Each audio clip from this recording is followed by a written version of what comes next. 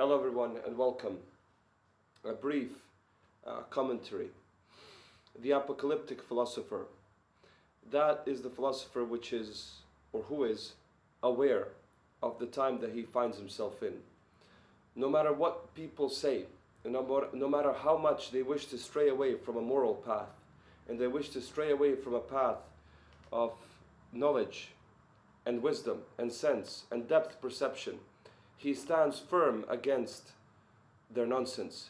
He reflects and meditates in the cave of his heart, for he knows that in the cave the best forms of resonance are acquired. He then emerges from that cave of his own heart and spreads the power to resist. And he is that thunder that Nietzsche announced. Friedrich Nietzsche said that he loves the drop that announces the thunder. I would argue that Nietzsche was that drop. He was that necessary hammer hit to go against people who did not want to have depth perception. But as a response to what he said, people will see that God is alive and that he always has been alive. Because the apocalyptic philosopher, who is the very thunder that Nietzsche announced, will not have compromise. He will not be a person who compromises in order to maintain truth. And he will not be a person who will serve political structures and forms of gain, but rather he will serve the one divine Lord, God, beyond the entire world.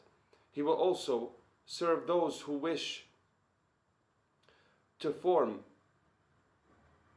good regions and safe spots on earth while people go into havoc, while people go into barbarism and descend into lack of civility.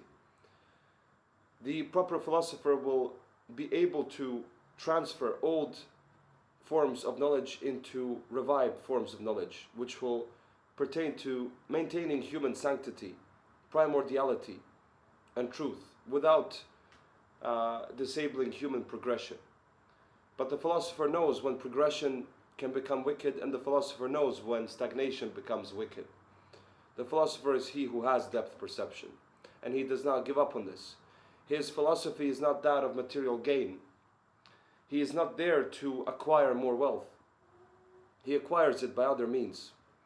Philosophy is a sacred science for him.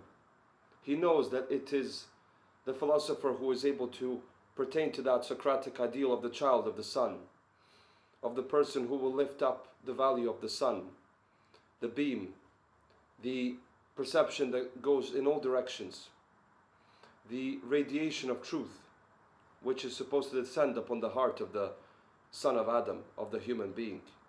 That is the true philosopher of this time, who maintains morality and knowledge, and who fosters and cares for the interest of the wide masses for knowledge. But he guides them to know things properly, to be proper critical thinkers, and to see reality for what it is, to see it from the essence before it even reaches them, to be aware of all things in wisdom as much as possible, as a small yet significant atom in God's creation. That is the philosopher's task for humanity. Take care.